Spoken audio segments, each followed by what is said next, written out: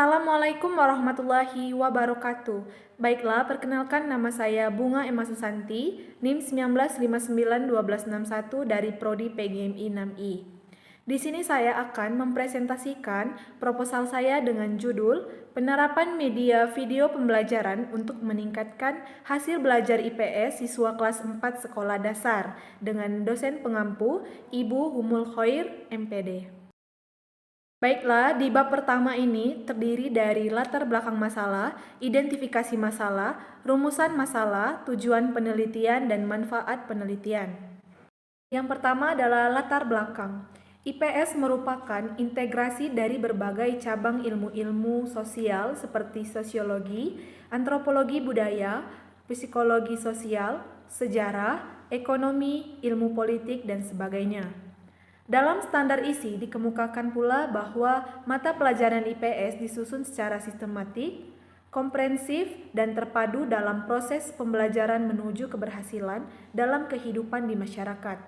Dengan pendekatan tersebut diharapkan siswa akan memperoleh pemahaman yang luas dan mendalam pada bidang ilmu yang berkaitan. Nah, tujuan pendidikan IPS ditujukan untuk mengembangkan pengetahuan dan keterampilan dasar siswa yang berguna untuk kehidupan sehari-hari. IPS sangat erat kaitannya dengan persiapan anak didik untuk berperan aktif dan berpartisipasi dalam membangun Indonesia dan terlibat dalam pergaulan masyarakat luar atau masyarakat dunia. Namun, kenyataan yang terjadi tidak sesuai dengan tujuan IPS yang diharapkan. Banyak permasalahan yang ada dalam mata pelajaran IPS di sekolah dasar. Permasalahannya antara lain, pembelajaran IPS di sekolah dasar merupakan mata pelajaran yang sulit dipahami oleh sebagian peserta didik. Pentingnya penerapan atau penggunaan media video dalam proses pembelajaran diharapkan guru mampu menggunakan atau menerapkan media video dalam pembelajaran dan tidak hanya monoton menggunakan buku. Sehingga siswa lebih tertarik dan bersemangat untuk mengikuti pembelajaran. Semakin meningkatnya ketertarikan dan semangat siswa dalam mengikuti pembelajaran serta terciptanya suasana kelas yang menyenangkan tentu saja akan berdampak pada meningkatnya hasil belajar siswa, sehingga tujuan pembelajaran dapat tercapai dengan maksimal.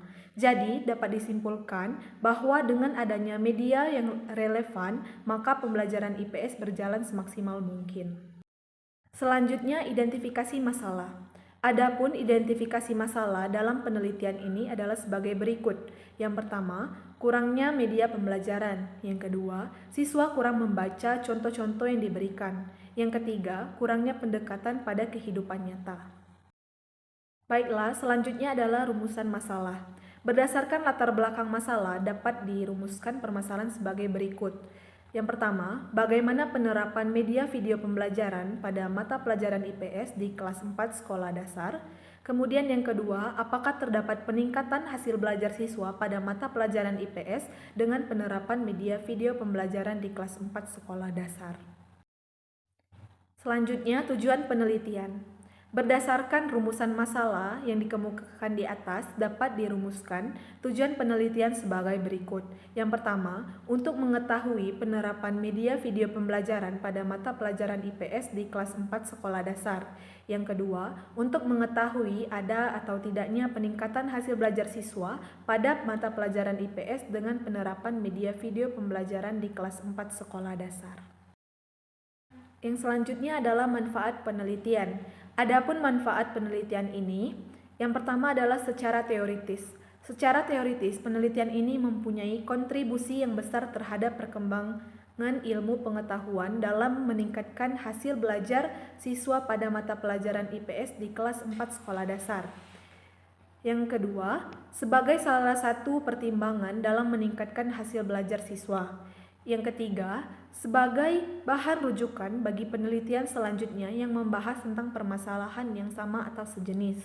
Nah, adapun secara praktis, yang pertama adalah bagi guru, penelitian ini dapat dijadikan sebagai referensi atau masukan dalam meningkatkan hasil belajar pada mata pelajaran IPS. Yang kedua, bagi kepala sekolah, penelitian ini dijadikan sebagai bahan pertimbangan dalam meningkatkan hasil belajar siswa pada mata pelajaran IPS. Yang ketiga, bagi peneliti, penelitian ini dapat menambah wawasan tentang upaya guru dalam meningkatkan hasil belajar siswa pada mata pelajaran IPS. Kemudian di bab 2, tinjauan pustaka terdiri dari media pembelajaran, media video, hasil belajar, dan ilmu pengetahuan sosial. Yang pertama adalah media pembelajaran.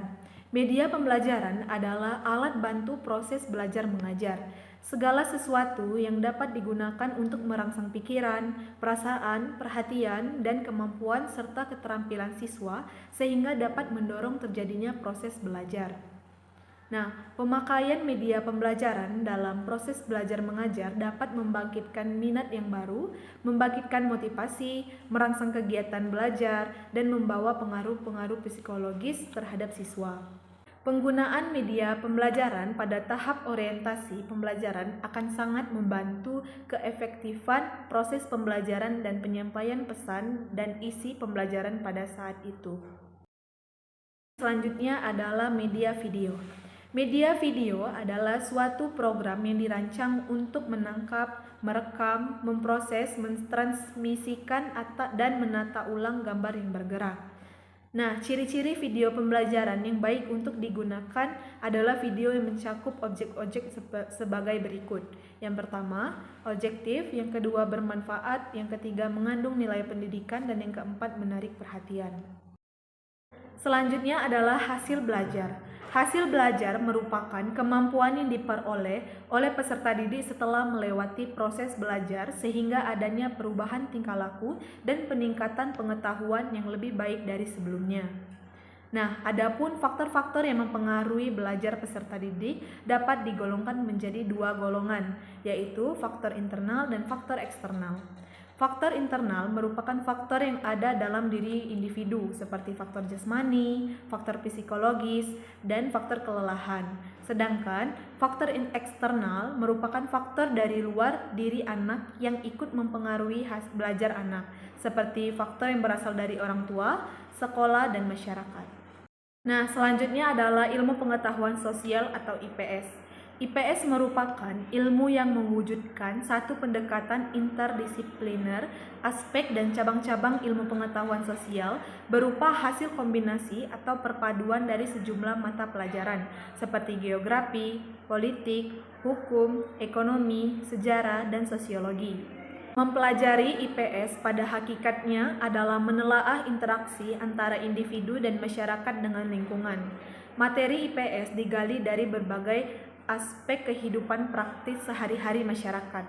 Oleh karena itu, pengajaran IPS yang merupakan masyarakat sebagai sumber dan objeknya merupakan suatu bidang ilmu yang tidak berpijak pada kenyataan.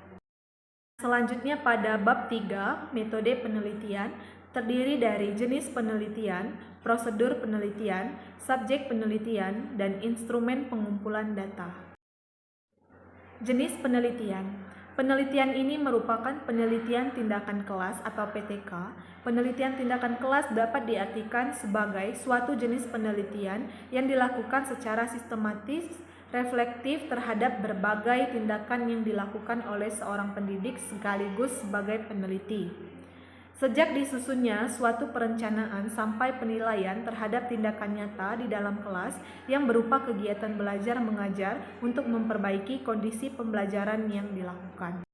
Prosedur penelitian. Adapun model penelitian pada pelaksanaan PTK yang dilakukan untuk peningkatan hasil belajar siswa adalah model Kurt-Lewin yang terdiri dari 4 tahapan, yaitu perencanaan, pelaksanaan tindakan, observasi, dan refleksi. Selanjutnya subjek penelitian. Yang menjadi subjek penelitian adalah siswa kelas 4 sekolah dasar. Selanjutnya instrumen pengumpulan data.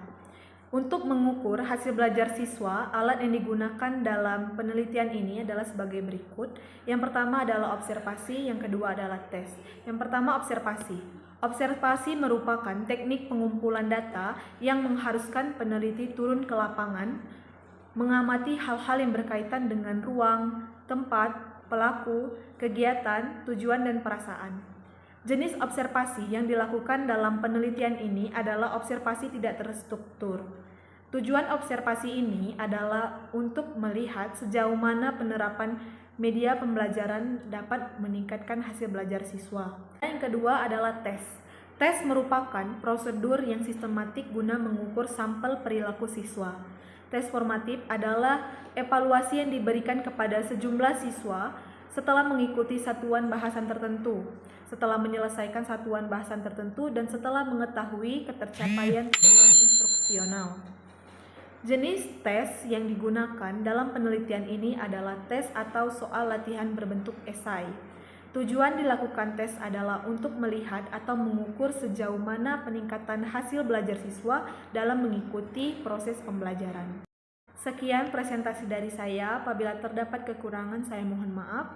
Saya akhiri. Wassalamualaikum warahmatullahi wabarakatuh.